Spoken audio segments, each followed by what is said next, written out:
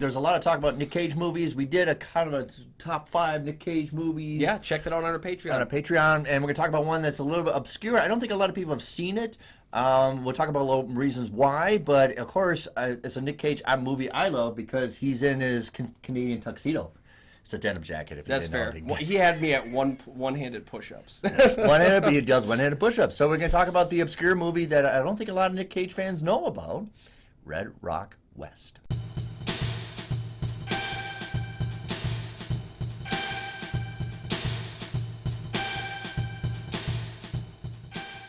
Hey everybody, welcome back to the show. I'm one of your hosts, Kyle Goethe from GoatFilmReviews.com. Hi everybody, I'm Nick from the St. Paul Filmcast. Thanks for finding us, thanks for watching, and once again, thank you for continuing to support the show. Hey, you can follow the show on Twitter and on Instagram. We do have a Patreon. Check that out for some great deals and a possibility to tell us some movies we should review in the future.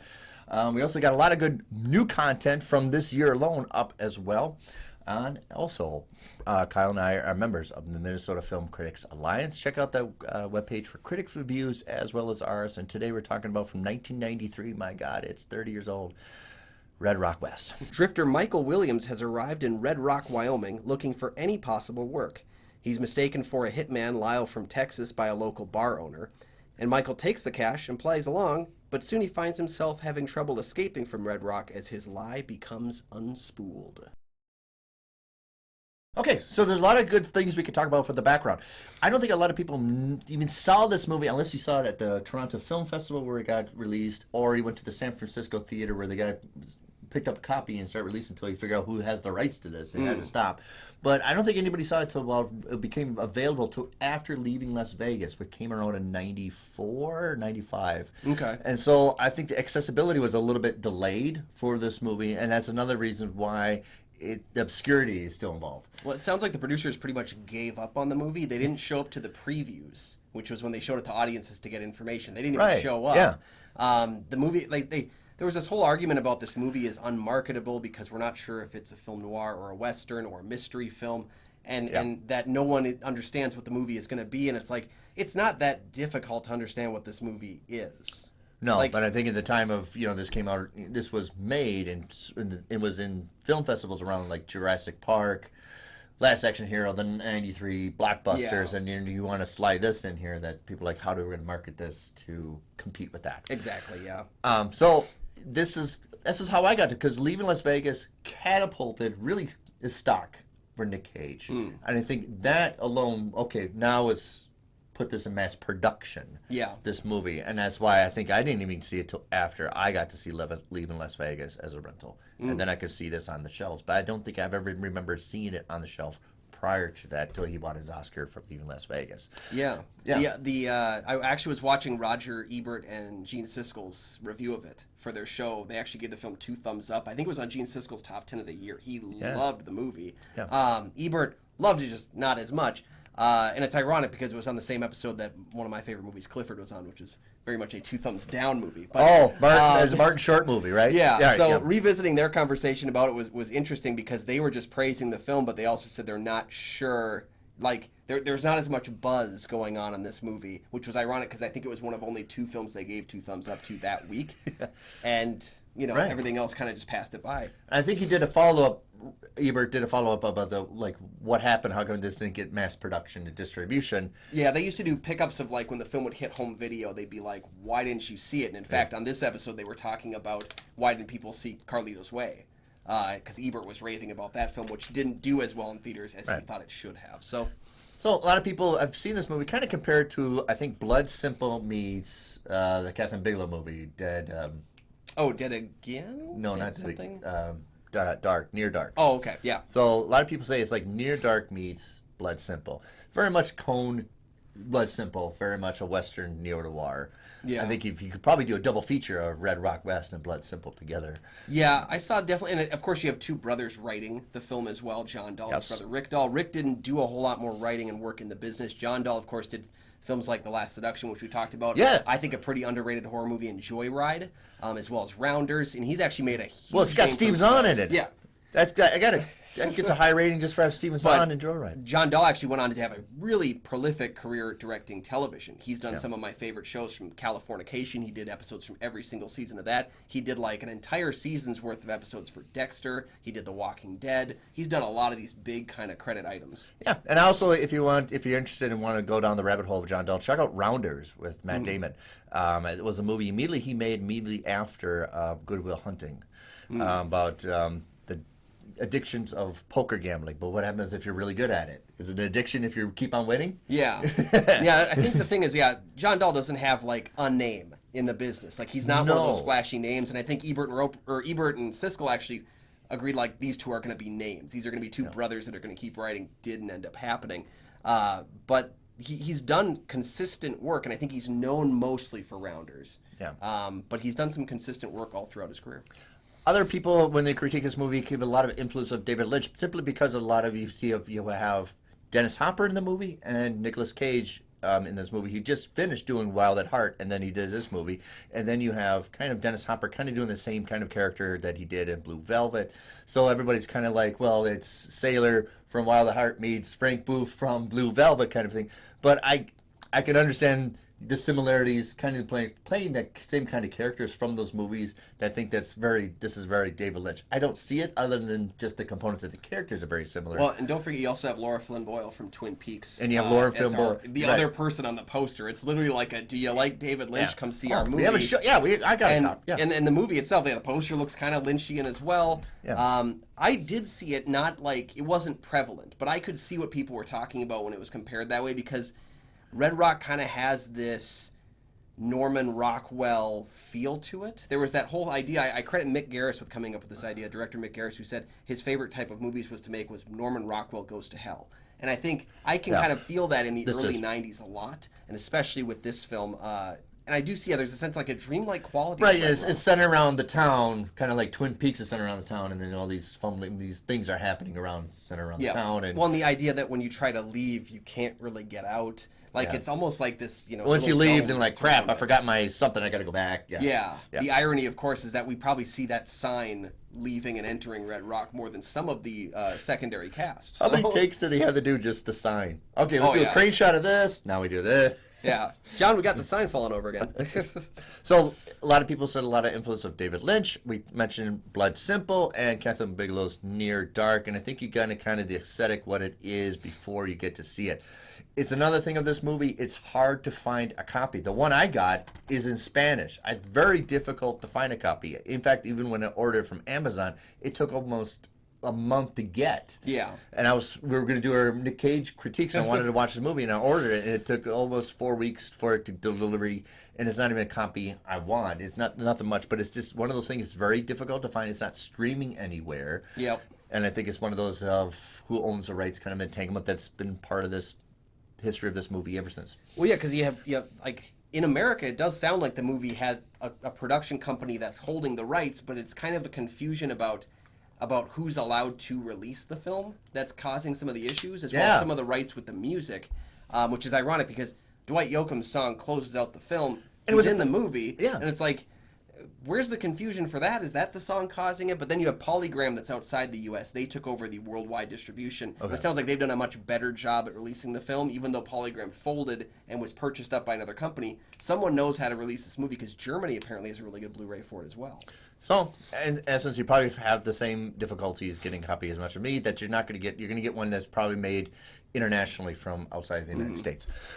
So, yeah, that's another thing about this movie. It's very hard to find, very hard to to look for. Yep. But it kind of gets to the mystery of it too. Yeah. Yeah. Well, there's a lot of people on Reddit that actually were wondering why it's not on HBO, because they thought it was an HBO original film, because apparently it was so well known for playing on HBO after its release. That's right. That people were like, well, it's one of those movies that like HBO made and they put it on their service. Like, no, they didn't do that. They just scooped it up because nobody else was taking it.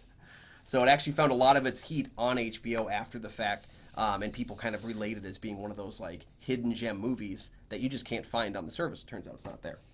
So it has a wide acclaim cast to it, because on the cover you have Nicolas Cage, who's just a rising star at the time when it's made. You have Dennis Hopper, who doesn't mind going crazy. Yep. He actually specifically asked not to play J.T. Walsh's character because he wanted someone who could have a bit more fun in the role. And now you almost like Dennis Hopper could have played both roles. I'm not sure J.T. Walsh could have played both. And sadly, J.T. Walsh didn't last very long after this because he would pass away in 1998, just after doing Breakdown. But he has that J.T. Walsh when he plays a character. Even if he's a nice character, you feel like he's just going to go psychopath any minute. Yeah, he's got. I mean, that's one thing he does share with Hopper is that they do kind of have that short fuse. Yeah. But I think that J.T. Walsh, and this isn't a slight on him at all, he's really good at playing pitiful.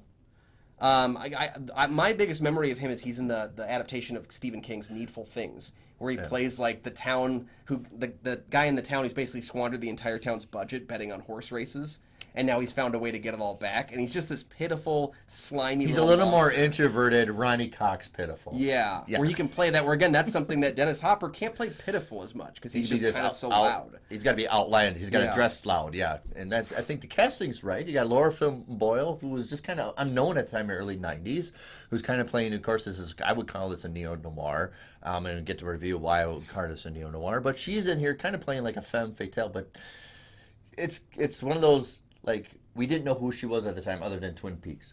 Yeah, that was really it. And of course, she had said no to being in the Twin Peaks movie, so they recast her character. The character doesn't show up in the new iteration of Twin Peaks, so she's essentially was kind of siphoned away from that. Yeah. I think she wanted to have a career in film, and you had things like Wayne's World, and then this film, and then not a whole lot else. She did do another movie that was actually released the same weekend about a person who gets mistaken for a male when getting dorm room assignments. That was not as popular either. So she kind of just stumbled with her movie choices. Didn't really get a lift. Yeah. So, up next is our review. This is Kyle's first time watching Red Rock West. Okay, this is Kyle's first time seeing it, so I'd love to hear right away his review. What did you think of, now that you've seen more Nick Cage movies, this is another one you can add to the list. What did you think of Red Rock West? I will say this. This has the same strengths as the other John Dahl films I've seen. It also has the same weaknesses as some of the other ones I've seen, where I think the first 45 minutes of this movie is a 5-star film. It is perfect. It's amazing. Every scene, even though it's a little paint by numbers in introducing our character, they all work very well at executing that. The problem for me was only when the film kind of delved into the same old shtick. You know, when Dennis Hopper's character shows up, when we get the reveal of that, and we get the reveal of who these people are, and we find out what Laura Flynn Boyle's character has been up to this whole time, that's all fantastic. As it gets itself into, like, these four in the car, and they're going to go and get the money, that's kind of like it hits those paint by numbers a little bit. Yeah. You know? But I think everything up until there is great. Okay, yeah, and it's a fair criticism because John Dahl does kind of do the linear introductions of neo-noirs. And we talked about Last Seduction. I consider that a noir. This is neo-noir, and not just because a lot of it takes place in the day. It's because you have a little more of a nostalgia for the noir in taking place. And what I mean is, you have, obviously, when you see Laura Flynn Boyle, she's not the babe out of the woods, right? You know there's something behind her without even saying much. You know there's something darker there. And it's very forecast. And a lot of things you can say, you can just tell from costuming that Nick Cage is going to be kind of the in-between. Yeah. It's almost like Last Man Standing with Bruce Willis. He's playing both sides of him until he can't take it anymore, till the, you know. Yeah, I saw a lot of inspiration with that coming from Fistful of Dollars, which was, of course, based on Jimbo, which is you have the character enter a town and play these two sides against each other. We're just talking smaller digits in terms of the characters played. Yeah, I thought all that. I thought everything in that opening was fantastic. Every scene and the way a twist would come in and it would fold the film again. But that's also where it comes back to when people talk about being unable to market a movie like this. I say that's kind of BS because John Dahl and his brother are both writing a screenplay that combines the similarities between a neo-noir and a neo-western. Yeah. Because they do have some similarities, and the Dahl brothers found a way to kind of marry those in. Because both those kinds of films usually have a guy entering a town, kind of a drifter, kind of without a name, and takes on a role. Very generic name, Michael Williams. Very generic. Yeah, so much so I didn't realize that was his name. I had to go and look it up after the fact because I just knew him as the guy who says he's Lyle. So it's kind of that thing where like you almost forget who he is because he takes on the persona. And so what I mean by neo-noir, there's a lot of modern components to this that homages back to it. Like, we have to do this because that's what you did in noirs. And also you have a little bit of, like, there's the injury, the knee injury. There's a noir of Rob Ryan. The whole movie of Rob Ryan is he has a stumble. And so even when he's in pursuit of somebody, I can't remember the new movie. I can't remember the Robert Ryan movie where he has this broken leg the entire time. I think that's kind of homage to that noir, if I can remember the name of it. But the broken man, this guy can't get a break, and then he gets a little bit of money, but he's not going to steal from anybody. Yeah. Yeah. So much in the first two acts is a really good twist and turn of like what you think is going to happen isn't exactly how it plays out. And then looking at it after the fact, you think to yourself, well, how did I not see that coming? It was so cleverly paced in that way. When he arrives in town and he takes the money and he says, you haven't shown up. But then I don't even think about the fact that he might eventually show up, the guy that they're looking for. Like, I'm not even thinking about that. I'm not thinking about who J.T. Walsh is. In movie magic timing. Yeah. You almost get hit by it. Oh, yeah. It's one of those things where it's a plot convenience, but it's written and developed in a way that you don't realize it's a plot convenience. So there's so much that happens with that film. It's only when the film kind of runs out of steam in terms of being original and kind of falls back on the laurels of what we've seen I think it drags in the cemetery scene. That could be cut a little bit. Yeah. And there's a little more talky, then you got to dig, and then you try to think Dennis Hopper's going to... Yeah. It's almost like the movie is so good at the beginning that when it does rest on things we've seen before, it's all the more noticeable because of just how good that first two acts is. So even the things like, you know, when Cage and Boyle are both on the train with the money and you're like, okay, I know, like, this is great, like, give us another swerve. And they don't exactly. They give us kind of what's expected. That's my only issue with it. Yeah. And it has the great... Well, before he started making a brand of himself, Nick Cage. Yeah. This has the greatest Nick Cage ending to a Nick Cage movie. I don't want to say it to him, but he just said, so long. Yeah. I think my favorite Cage moment is just when, like, there's no need for him to yell, and then he's like, that ranch hand, he's been shot, and he just That like, was my has second that part. moment where I'm like, oh my god, yeah, you had to have one. You know, it's kind of like Christopher Walken in The Dead Zone. You know there's going to be one outburst in that movie, and you're just waiting on it to happen. J.T. Walsh gets two of them, so... Oh, I love when J.T. Walsh gets angry. Yeah, he's screaming. He just gets that kind of like "Stop manic them! child. Go out of me! Yeah, yeah. So I'd say there's a great energy into it, but that energy kind of falters in the third act a little bit. I mean, they had to put this stunt with the train and the car. It's like, okay, yeah, and the stunt itself is like peak Dennis Hopper screaming in a car. Yeah. So again, like he's that energy does kind of save that a little bit too. But when you're involved with the mystery, I think is what it wins. Oh, yeah. When you don't really know what's going on, it's very surreal. Like, I think that's when it wins. A lot of the kernels, when you get revealing, I think they feel like you have to amp it up. Like, let's bring Dennis Hopper to get out. More outrageous, more outrageous. I still like the movie. I quite liked it, yeah. And I think you're right. With John Dahl, I think he does little too much paint by numbers. Just when in his closure, because again, Last Seduction is a really great setup, and I think Joyride has one of the great premises of road trip horror movies, where they've just pissed off this guy in the truck and now he's coming for him. I think that first two acts of that film is just fantastic all the way through. It's kind of in the closing of that film where it kind of just stumbles around a little bit, which is maybe why he's best suited for TV work, because he's really good at that first hour, and that's most of what TV work is an hour. So that could be it. One thing I also wanted to call out is I really love the two, is it the deputies? Yeah, the deputies, the guys who aren't J.T. Walsh. Oh, the ones with the so early 90s hair? Yeah, but the fact that they're not just dumb guys working for the sheriff, but they actually have the ability to figure out what's going on as well. Right. Be able to actually, like, interplay in the mystery. Right, you could have gone lazy with that. Yeah, they could have just been two schmucks who were like, hey, go do my bidding for me. Okay, boss. But the fact that they're starting to question things, and they're starting to kind of make their own way through the path. You know, I think if you had like a film where Nick Cage was killed off halfway through, and then we relied on the deputies, I think the film would have been pretty interesting just even looking at their characters, you know, because they were so well written for easily disposable. I mean, you could even went silly with Dwight Yoakam, but even he has some kind of part to it. Yeah, but give me more Timothy Carhart, because he just never really got enough of anything. So if you didn't know, that was a monster hit. That song, 1,000 Miles to Nowhere. Oh yeah, that was a big hit. I think it was a bigger hit than the movie. Now people are watching the movie, but that was on there. You couldn't get away from that song when it came out.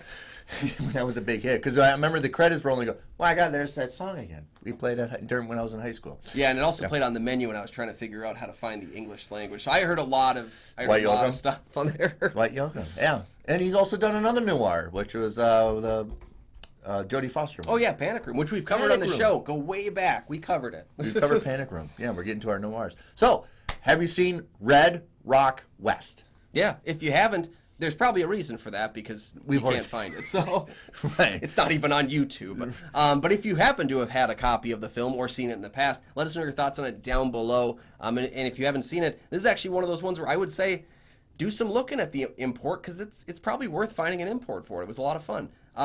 Let us know down in the comments if there's another John Dahl film we should cover. We got quite a few left, yeah. I've been getting a little feisty for Joyride, so let us know if we should cover Joyride. And I do anytime like soon. Rounders. Yeah, definitely. And thank you guys for joining us. Make sure to check out all those links down in the description so you can join our Patreon and tell us what to cover next. If you're tired of my horror films and Nick's Noir, let us know by picking something that's not one of those. We're okay with it. It's fine. We won't be upset. And thank you for joining us. You can find all my film reviews over at goatfilmreviews.com. You can find my show, the St. Paul Filmcast, anywhere you find podcasts.